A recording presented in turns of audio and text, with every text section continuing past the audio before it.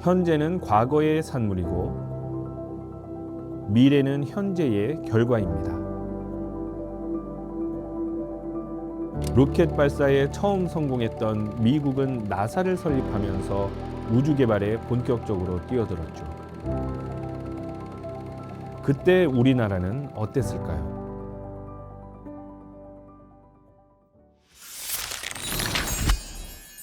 저는 과학기술정책연구원에서 우주정책을 연구하고 있는 안영준입니다. 반갑습니다. 냉전이 시작되면서 두 강대국의 우주개발 경쟁이 본격적으로 시작되었던 1950년대 말, 그리고 한국전이 끝난 뒤 세계에서 가장 가난한 나라 중에 하나였던 우리나라. 우리나라가 우주 개발을 본격적으로 시작한 것은 그로부터 30여 년이 지난 1992년 우리별 1호를 발사하면서부터라고 알려져 있습니다.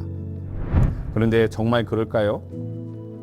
우리나라의 우주 개발은 1950년대 말 우주 개발을 꿈꿨던 여러 사람들로부터 시작되었습니다. 제가 쓴 논문 스투프니크 쇼크와 1950년대 말 우리나라 로켓 붐을 통해 이 내용 자세히 들여다보시죠.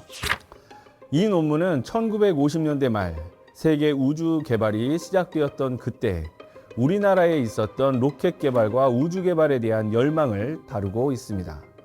우리나라 우주 개발이 어떻게 시작되었는지 그 초기 역사, 잘 알려지지 않았던 그 이야기들을 같이 한번 살펴보겠습니다.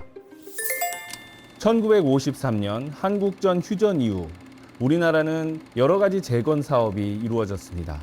과학기술에 대한 재건 사업도 함께 이루어졌는데요. 그러나 쑥대밭이 된 우리나라에서 과학기술에 대한 투자를 하기란 쉬운 일은 아니었습니다. 세계 최초 인공위성 스투프니크 1호가 1957년 발사된 소식이 한국에서도 전해졌는데요. 이 소식에 자극을 받은 한국의 젊은이들도 로켓 개발에 열을 올리기 시작했습니다. 바로 충북 영동에서 독학으로 로켓을 개발했던 19세 김규용 군이 대표적인 예입니다. 로켓과 우주 개발에 대한 일반인들의 관심이 높아지면서 여러 학회와 연구 모임이 조직되기도 했습니다. 또한 정부 연구기관에서도 우리나라 최초의 로켓 개발을 시작했고 발사에 성공하기도 했습니다.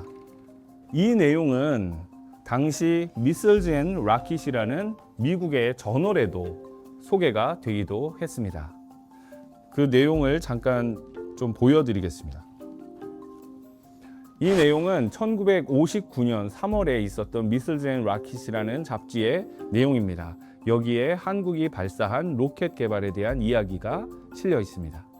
미국 사람들한테는 뭐 이거 그냥 옛날 잡지일 텐데 우리나라에서 최초로 로켓 개발을 한 사실이 미국 잡지에 실린 대부분 모르니까요. 하지만 한창 뜨거웠던 로켓 개발 붐은 이어지는 재정적, 정치적, 기술적 어려움 속에서 사그라들고 말았죠. 이러한 와중에도 유일하게 로켓 개발을 이어간 곳이 있었습니다. 바로 인하공대 로켓반이었죠.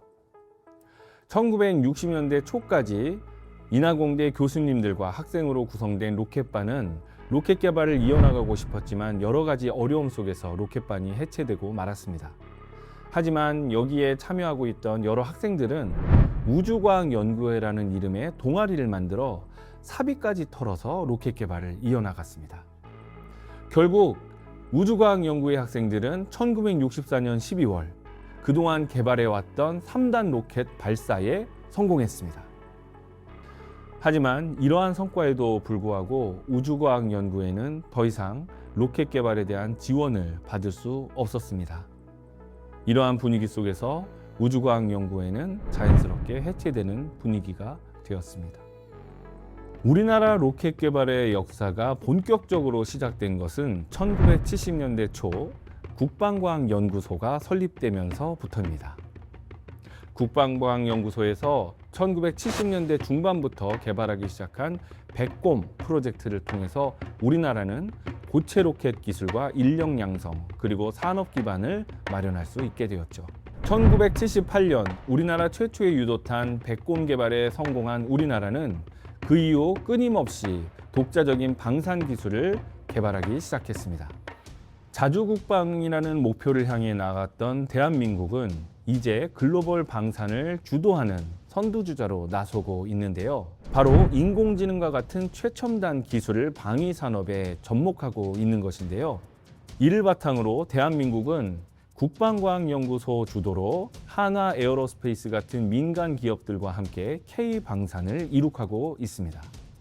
한편 1970년대 고도의 경제 성장을 이룩한 우리나라는 1980년대 본격적으로 항공우주 산업에 뛰어들기 시작했습니다. 1992년 최초의 국적위성 우리별 1호, 그리고 1993년 관측용 로켓 과학 1호 발사에 성공하면서 인공위성과 우주발사체 기술 추격을 시작했죠. 우리별 1호와 관련된 여러 가지 물품들은 굉장히 큰 의미가 있습니다. 그 중에 하나가 이제 우리별 1호 당시에 기념을 하기 위해서 제작한 스티커입니다. 또 한 가지는 기술적으로 실제로 우리별 1호에 붙어 있던 이제 부품 중에 하나라고 볼 수 있는데요. 우리별 1호 실제로 이제 파이로 디바이스 케이블의 커버입니다. 어떻게 보면은 우리별 1호가 우주로 나가기 직전에 이제 지상에 남겨둔 몇 개 안 되는 그런 이제 부품 중에 하나죠. 그 결과 대한민국은 불과 30여 년 만에 대부분의 부품과 시스템을 국내 독자 기술로 완성한 우주 발사체 모델 누리호 개발에 성공하게 되었습니다. 이로써 대한민국은 독자 기술로 실용급 위성을 운용하고 있는 세계 7번째 국가의 반열에 오르게 되었습니다.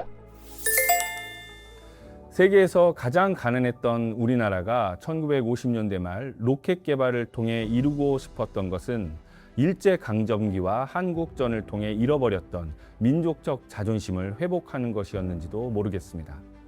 이번 논문 소개를 통해 현재 세계 10위권의 우주강국이 될 수 있었던 뿌리에 폐허가 된 땅에서도 1950년대, 60년대 로켓 개발을 꿈꾸었던 우리 젊은이들이 있었음을 다시 한번 되돌아보는 계기가 되었으면 좋겠습니다. 저는 지금까지 과학기술정책연구원 안영준이었습니다.